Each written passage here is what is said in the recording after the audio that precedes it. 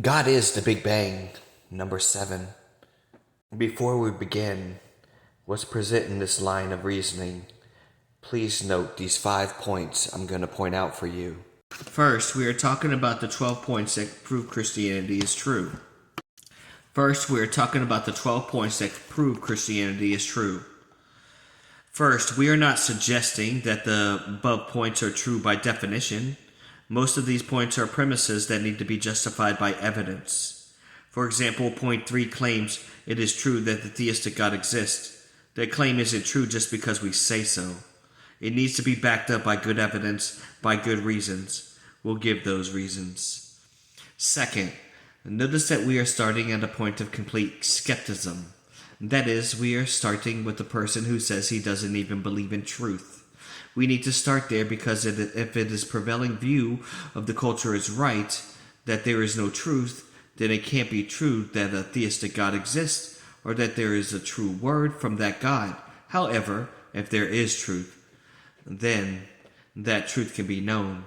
Then we can go on to investigate the truth of God's existence and the other points that follow, e.g., miracles are possible, the New Testament is historically reliable, and so forth.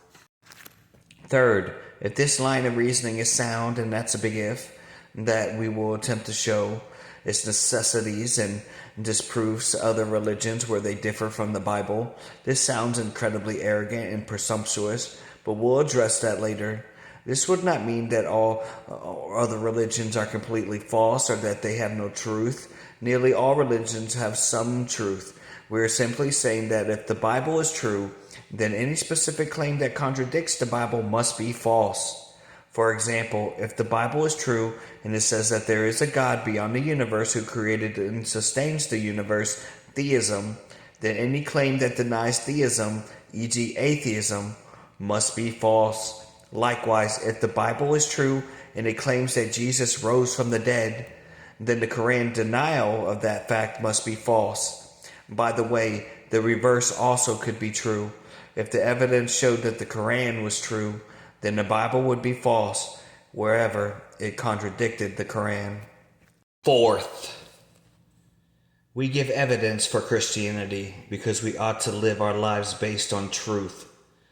Sacred once said that the unexamined life is not worth living. We believe that the unexamined faith is not worth believing.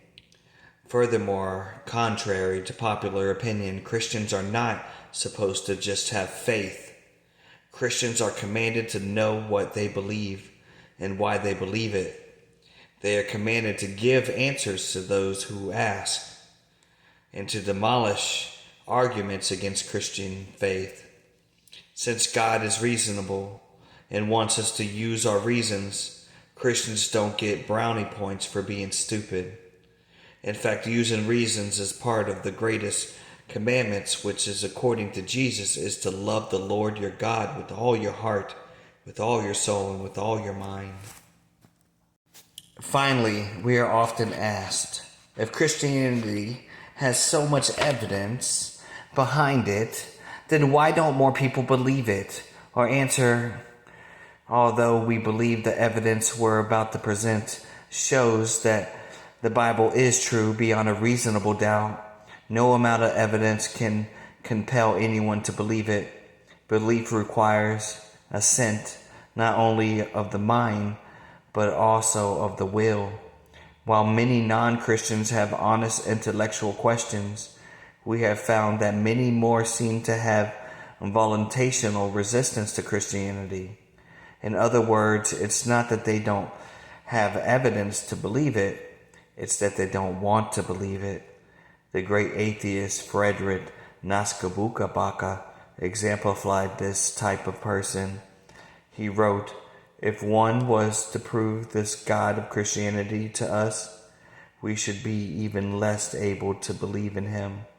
And if our preference that decides against Christianity, not argument, obviously, Nietzsche believed this belief was based on his will, not just his intellect.